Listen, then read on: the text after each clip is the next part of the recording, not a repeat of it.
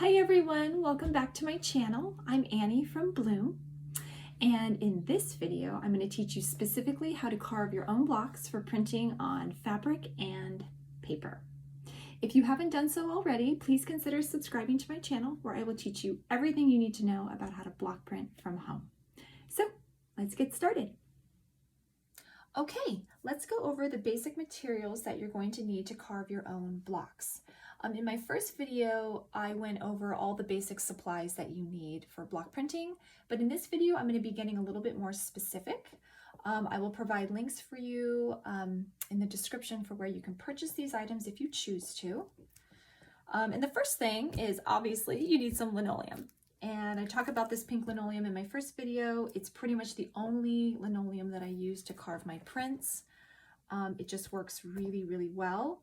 I do want to make a note that there are other brands on Amazon that are sort of selling like a knockoff version of this for cheaper. I have not used that material before, but from the reviews that I've read, it just doesn't seem to work quite as well. So I've always stuck with the brand name Speedball. But you can give it a shot and see what you think. Then of course you're going to need something to carve your linoleum with. To carve out your designs, you can use this Speedball linoleum cutter. For this video, I'm going to be using these Swiss-made wooden handled linoleum cutters. Then I love to use a variety of papers. And the first thing that I use is just this basic white printer paper. I cannot live without tracing paper. Tracing paper is, for me, just essential for creating my sketches and my designs. It is so helpful. Then if you're drawing something that you want to be really symmetrical or linear, graph paper is really helpful. And so is some lined ruler paper, just notebook paper. And then I really like to use this carbon paper. It's really helpful for transferring my designs onto other pieces of paper or to tweak a design that I have. So I really like to use this for that. So now you need your drawing. So a while ago, I just drew this basic tulip on this piece of paper. And I felt like it was a little small, so I took it over to my copier and I just enlarged it by about 10%. And I prefer the 10% size, the enlargement size. If you don't have a home copier, that does this, you can try taking a picture with your phone and then just kind of enlarging the picture and then using the tracing paper and tracing the image off of your phone. I have done that in the past and that has worked really well. This is let me just make a note about this. This is a non-directional print, meaning it is not going from left to right, right to left, up or down. It is just a frontal view of a tulip. If you have drawn something that is directional, an example would be my rabbit, my bunny print right here. This is a directional print. So the bunnies are jumping from right to left. And when I drew this out, that is how I wanted them to appear on my fabric. What that means is you have to carve your stamp with this image in the opposite direction. So a mirror image of your final drawing. That is how you have to carve your stamp. So here is what this looks like. The stamp bunny is going from left to right, but I knew I wanted my bunnies going from right to left. So it needs to be done this way so that when you put your ink on here and you flip it over to stamp it, it's going in the direction that you want it to go. So this is especially important if you're doing things like texts or anything with letters or numbers. The direction is really important. So I just wanted to make a note about that. So if you have a directional print, make sure you put it on your block in the mirror image, going the opposite direction. So I have my tulip. I am ready to get going on it. You don't have to do this, but this is just so much easier for me. I really like to put my drawing that I sketched out onto tracing paper first before I transfer it onto my linoleum block. And I do that by just taking my pencil and just tracing out the image. I just find it makes it a lot easier for me to actually see what the final image looks like. And also it helps me position it on the linoleum as well. That looks pretty good. And I think I'm just going to add in some extra details here. Fix that up a little bit. So there's my tulip. Not that happy with that. Let's even it out a little bit. Okay. And what else makes this tracing paper really great is I can see if it's symmetrical. So I want to make sure that these sides are, you know, pretty even. Doesn't have to be perfect. But I would say, yeah, they're fairly even. They're fairly symmetrical. If they were not, then what you can do is you can actually go in with the carbon paper and even them out. So for example, here, I'll just show you. I fold this in half and I'm like, ooh, I actually like the way this edge looks versus this edge. So what I can do is take carbon side down, put it on the edge that I want to fix up, and just trace over it like this. Because I want it to look symmetrical. Just make sure it's even all the way around. Can you see that? Now it is the same as this edge. You can see this black line here from the carbon paper. Showed up real nice. Now my tulip is a lot more symmetrical. I'm much more happy with it. Perfect. Okay, so now you want to get your drawing onto your piece of linoleum. And this is just a scrap left over from a project.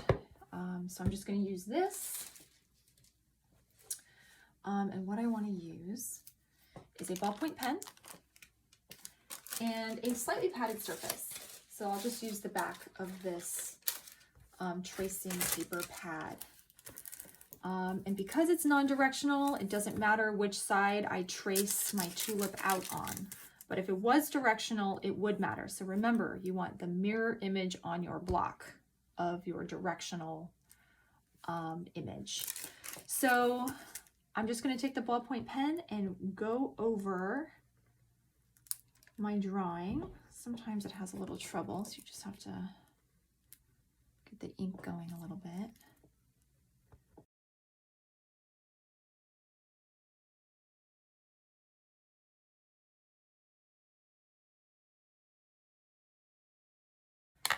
Okay, so I have my tulip, I have my linoleum. You want to take the side that you drew on with the ballpoint pen and put that face down on your linoleum. And I'm just going to make sure that I use up as little space as possible because I like to save.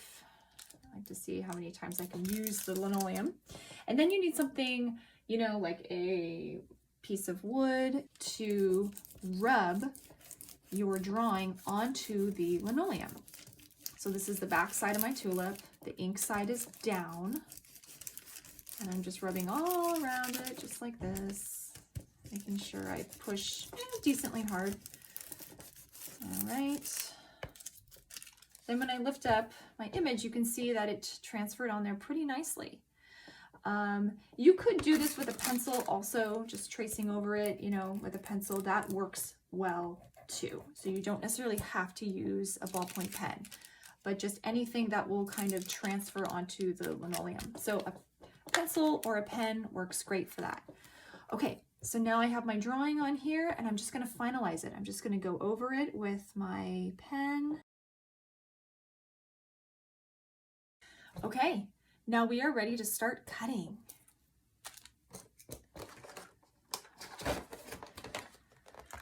So these are the tools I'm going to be using. I just love these tools. They work, oh my gosh, they work so well.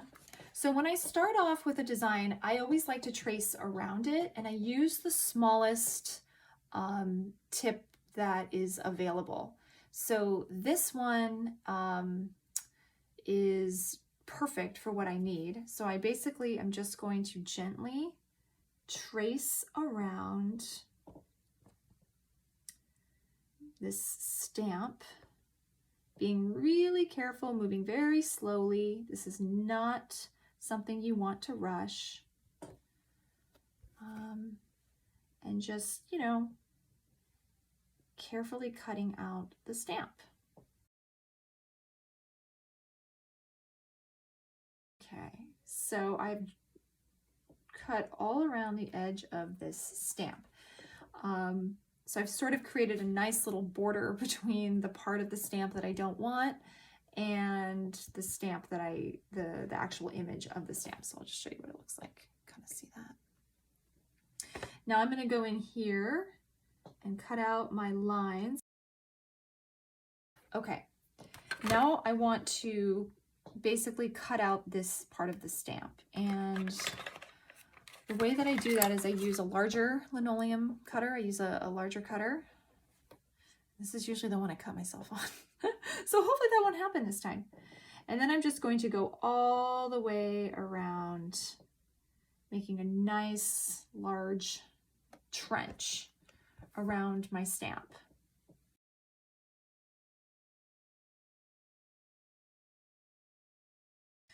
Okay, so now I'm going to take a smaller tool and just kind of go in and clean up the corners, clean up some of the edges. Now I have a pretty, you know, nice stamp. I have a nice sort of trench around it. And so what you can do is you can go ahead and either continue to carve all of this away, or what I like to do is take either a pair of sharp scissors or a knife and cut out the majority of this.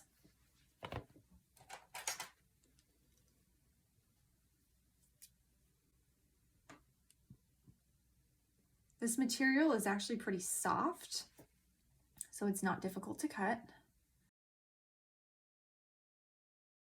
I have the stamp cut out.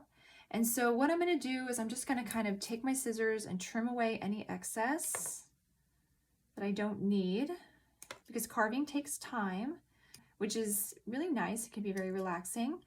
But if I don't need to carve it out, I can just cut it out, and that'll make it go a lot faster. So let's move some of these scraps away.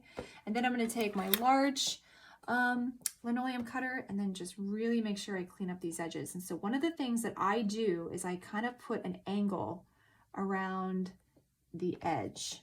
So if you look here, I don't know if you can see, but if you look here, there's a slight lip on it. I don't want that to be there, because when I put ink on it, this will pick up some of the ink and it'll transfer onto my fabric and create noise. And I showed you what noise was in another video, but see this here, this is called noise, and I don't really like that for my prints.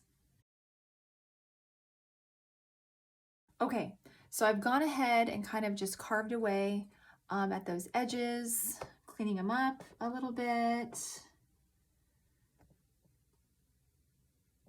Just like that. And then there's this sort of flatter tool that's in there. The Speedball has something a little similar. They have this sort of knife tool, which is really nice for kind of just cutting away at the edges. And it's helpful for cutting out stamps. I find it's not quite as, you know, it's not a big enough blade to really do that. That's why I like to use scissors. I've also used a kitchen knife to cut out my stamps too.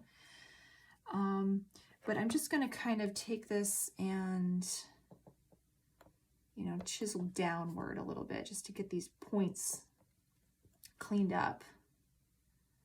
I don't know if you can see what I'm doing, but so when I have a point, sometimes I find it's hard to clean up the linoleum. It's a hard word for me to say. You know, that's next to the point. So I just gently, this is how I'm going to cut myself. So I just gently kind of clear all that away so that won't happen. And then here, just cleaning up a little bit. And so once you have your stamp carved out and you say, hey, I think this looks pretty good, I want to see what it looks like. one of the ways that I really like to test it out is I just use a basic stamp pad. You don't have to use a stamp pad. You can use some of your, ink, but I just like this cheap Office Depot gel stamp pad. And this is what I use for testing out my stamps, just to make sure that, they look the way I was hoping for. Go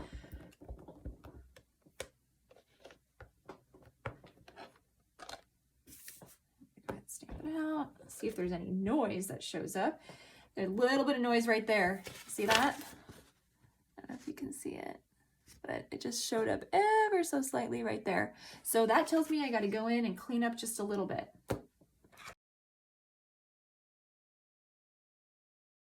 Okay, now I'm sure you guys have noticed that I have mounted my stamps onto wooden blocks. Yes, I mount all of my stamps onto wooden blocks. I do it because I find it a lot easier for me to print with. So it's nice to have something to really be able to hold on to when I'm applying the paint or when I'm pressing it down onto my fabric and then being able to pick it up. I don't actually have to, touch the fabric, and I worry about moving the stamp around. So yes, I mount all of my stamps onto wooden blocks. You do not have to do this at all. If you prefer to have, your stamps just freeform like this, you can totally do that. This is actually just an old IKEA shelf that I had lying around. So it's this cheapy like particle board. And it's got kind of a slick surface, so it doesn't glue quite as well, but I will show you exactly how I do that. Welcome to the garage. We are going to glue our newly cut stamp onto a wooden block. My sweet husband cut this for me, and as I said, it's made from an old IKEA particle board shelf. So it's not a particularly nice piece of wood, but it works well for mounting stamps. Now the surface, I think I said to you, is a little slick, so it's very slippery, so it doesn't stick that well. You can take a piece of sandpaper if you have wood that's that way. Take a piece of sandpaper and kind of just scuff it up a little bit. But for this sample, I'm just going to go ahead and glue it. So I use this Gorilla Clear Grip contact adhesive, and it works really well. So what I do is I just make sure that my stamp is nice and clean, that there's no dust and debris, and then I just kind of go around and apply the glue onto it, getting somewhat close to the edge, and then I line it up as straight as possible onto my block. And I just put it on. You want to do this in a well-ventilated area because this stuff is pretty potent. And then I can just, kind of line it up with the edge of the shelf. You can see it a little better. Just to see if I can eyeball it, make sure it's nice and straight. And there you have it.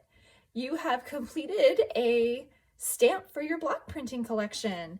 In the next video, we're going to go over how to put some color on here, make some custom color palettes, and print onto paper and fabric.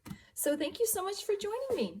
If you have any questions or comments, please feel free to email me, or you can always leave a comment below. Thank you so much.